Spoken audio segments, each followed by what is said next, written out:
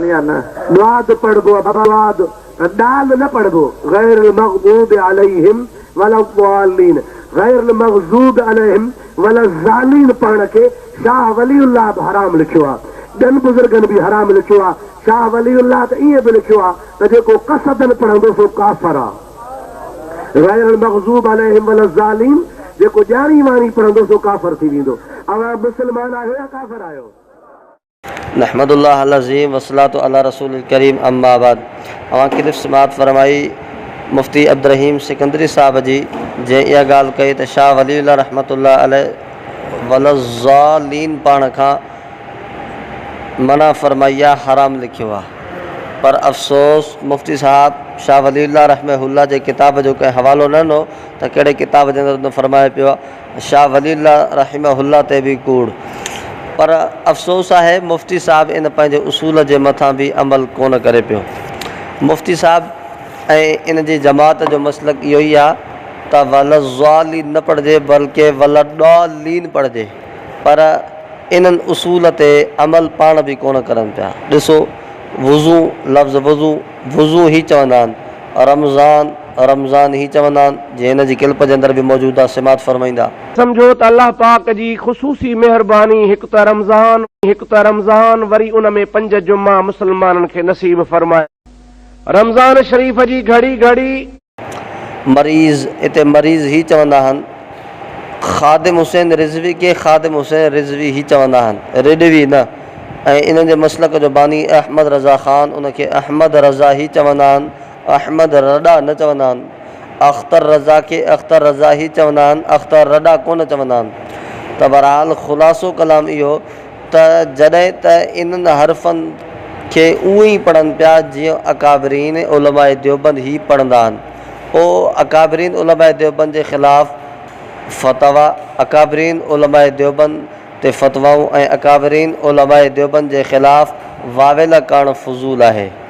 पर मुफ्ती साहब जी इहा हमेशह आदत रही आहे त अहमद रज़ा ख़ान वांगुरु जॾहिं बि का ॻाल्हि नक़ुल कंदो आहे अधु नक़ुल कंदो आहे, पूरी कोन नक़ुल कंदो आहे। जॾहिं त फ़ुक़ाए अहनाफ़ अलैहिमुर्रहमह जेके फ़तवाऊं ॾिनियूं त ज़्वाद खे जेकॾहिं कोई ज़्वाद पढ़े थो वाह जे मुशाबित करे छा उन जी नमाज़ फ़ासिद थींदी या नमाज़ फ़ासिद कान थींदी। फ़ुक़ाए अहनाफ़ अलैहिमुर्रहमह फ़ैसिलो ॾेई छॾियो त उन जी नमाज़ फ़ासिद न थींदी, उन जी नमाज़ थी वेंदी।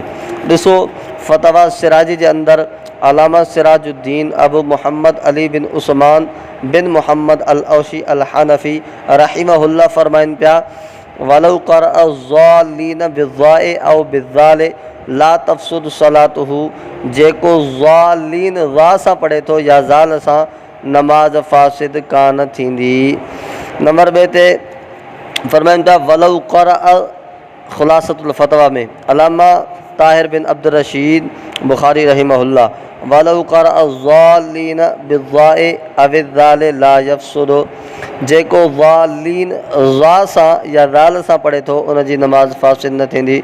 नंबर 3 ते हवालो फ़तवा सिराजी जो ई फ़इन अमकनल फ़स्लु बैनल हरफ़ैन मिन गैर मुशक्क़तिन कत्ताए मअ स्वादे फ़क़रअ तालिहातुन मकान सालिहातुन तफ़सुदु सलातुहु इंदल कुल्ले व इन कान ला युमकिनुल फ़स्लु बैनल हरफ़ैन इल्ला बिमुशक्क़तिन कव्वाए मअ-ज़्वादे वस्सादे मअ-सीने वत्ताए मअ-ताए वख्तलफ़ल मशाइख़ु फ़ीही क़ाल अक्सरुहुम ला तफ़सुदु सलातुहु। फ़तवा सिराजिया जेकॾहिं ॿिनि हर्फ़नि जे दरमियान बग़ैर कंहिं मुशक़त करण जे फ़र्क़ु करणु मुमकिन आहे, जीअं त्वा ऐं स्वाद जे दरमियान तालिहात पढ़े थो सालिहात जी जॻह ते त नमाज़ फ़ासिद थींदी समूरनि वटि। पर जेकॾहिं फ़र्क़ु करणु मुश्किल आहे, मुशक़त खां सवाइ फ़र्क़ु माण्हू करे ई नथो सघे, हर्फ़ हिकु जहिड़ा आहिनि, मुशाबित इख़्तियार आहे जीअं ज़ा ऐं ज़ाद जे दरमियान, स्वाद सीन जे दरमियान, त्वा ऐं ता जे दरमियान। फ़रमायूं त मशाइख़नि इन जे अंदरि इख़्तिलाफ़ फ़रमायो आहे, पर अक्सरनि जी इहा ई फ़तवा आहे त नमाज़ फ़ासिद न थींदी। हाणे उन्हनि जे अंदरि इख़्तिलाफ़ आहे पर अक्सर जी राय इहा आहे त नमाज़ फ़ासिद न थींदी। पर अफ़सोस मुफ्ती साहब ऐं उन जी जमात वारा फ़ुक़हाए अहनाफ़ अलैहिमुर्रहमह जी फ़तवा जात खां अणवाक़िफ़ आहिनि। नंबर 4 ते जेका आहे त फ़तवा आलमगिरी जंहिंखे तक़रीबन शेख निज़ाम सां गॾु 500 उलमा इकराम मुरतब फरमायो हुआ।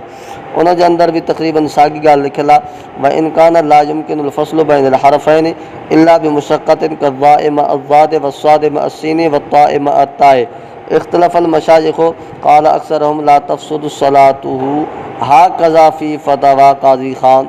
आख़िर में हवालो बि ॾिनो त फ़तवा क़ाज़ी ख़ान में बि ईअं ई आहे, जेको ज़ालिन खे ज़ा जे मुशाबित वांगुरु पढ़े थो उन जी नमाज़ फ़ासिद न थींदी, ऐं क़ाज़ी ख़ान जे अंदर बि फ़ैसिलो ईअं ई फ़रमायो वियो आहे।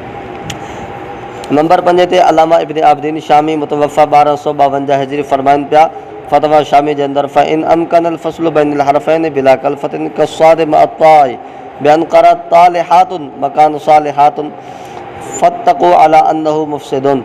इन्हनि ॻाल्हि ते इत्तिफ़ाक़ आहे, इख़्तिलाफ़ न बल्कि इत्तिफ़ाक़ आहे, जेकॾहिं जिन हर्फ़नि जे दरमियान फ़र्क़ु करे सघे थो फ़र्क़ु न कंहिं, जीअं सालिहातुन जी जॻह ते जेकॾहिं तालिहातुन पढ़े थो त इहो वाज़े हिते फ़र्क़ु करे सघिजे थो, पर फ़र्क़ु न कंहिं त नमाज़ फ़ासिद थी वेंदी। समूरनि जो इन जे अंदरि इत्तिफ़ाक़ आहे।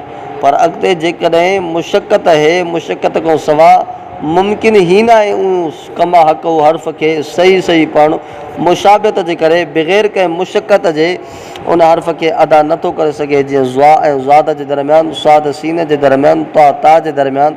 मशाइख़नि इन जे अंदर भी इख़्तिलाफ़ फरमायो आहे ऐं अक्सर हम अला अदमिल फ़साद लिउमूमिल बलवा फरमाइनि। अक्सर जी ॻाल्हि इहा ई आहे, अक्सरनि जो चवणु ईअं ई आहे, अक्सरनि जी फ़तवा आहे त नमाज़ फ़ासिद न थींदी उमूमी बलवा जे करे, हर कंहिंखे ज़रूरत पए थी। बहरहाल इहे त फ़ुक़हा अहनाफ़ जा हवाला जिन इहा ई ॻाल्हि कई त जेकॾहिं ज़ा वांगुरु मुशाबित करे पढ़े थो त उन जी नमाज़ फ़ासिद कोन थींदी। पर अक्सर करे क़ुरा हज़रात अल्हम्दुलिल्लाह ताला अकाबरीन उलमाए देवबंद जे अंदरि ई मौजूदु आहिनि, ऐं अकाबरीन उलमाए देवबंद जे क़ुरा खे अवां ॾिठो हूंदो त अल्हम्दुलिल्लाह केतिरो क़ुरान खे सुहिणे अंदाज़ में पढ़ंदा आहिनि, ऐं क़ुरान मजीद जे पढ़णु उलमाए देवबंद जेतिरो क़ुरान मजीद खे पढ़ियो ऐं सम्झो आहे शायदि के ॿियो कंहिं सम्झो हुजे मौजूदा बर सग़ीर जे अंदरि। त बहरहाल अॻिते 6 हवालो असां तव्हांजी ख़िदमत में पेश कंदासीं पीर मेहर अली शाह साहिबु गोलड़वी जो। पर अफ़सोस पीर मेहर अली शाह गोलड़वी साहिब जे हवाले तां बि मुफ़्ती साहिब ऐं उनजी जमात हथु खयूं वेठा आहिनि। जॾहिं त पीर मेहर अली शाह गोलड़वी साहिबु फरमाए पियो फ़तवा मेहरीअ जे अंदरि, बाक़ी रहा जवाज़ सलात वो बिलिहाज बलवा आम दोनों सूरतें में हो जाएगा। गो कायलिन तशाबह बिसौत ज़ा बेकसरत है और मुशाबत बिसौत दाल मुहमला कम, मगर इल्लत बलवा आम दोनों जगहों में पाई जाती है, बस तरजीह की वजह नहीं है।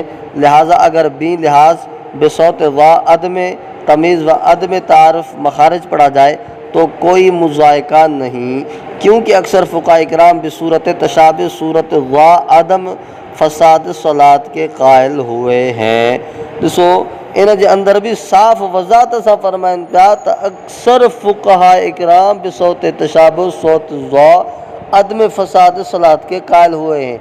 माना गोया के पीर मेहर अली शाह साहिबु गोलड़वी वाले भी इहो तस्लीम कयो त नमाज़ फ़ासिद न थींदी, ऐं फ़ुक़हा इकराम खे पंहिंजी सनद तौरु हुज्जत तौरु पेश कयो आहे।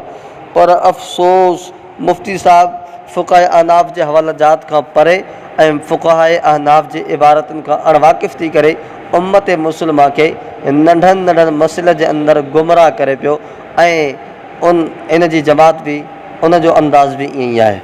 पर आख़िर में इहा ॻाल्हि ऐं आख़िरी में इहा ई गुज़ारिश कंदुसि, अगरि जेकॾहिं अहले हक़ खे जेकॾहिं उन जी का किल्ब या उन जी का तहरीर पेश कई वञे थी त उहो उन जो ई तफ़रद शामिल कयो वेंदो। अकाबरीन उलमाए देवबंद फ़ुक़हा अहनाफ़ जो मसलक उहो ई आहे जेको मां अव्हां जे साम्हूं जेका आहे त तव्हांखे ॿुधायो। व आख़िर दावाना अनिल हम्दुलिल्लाहि रब्बिल आलमीन।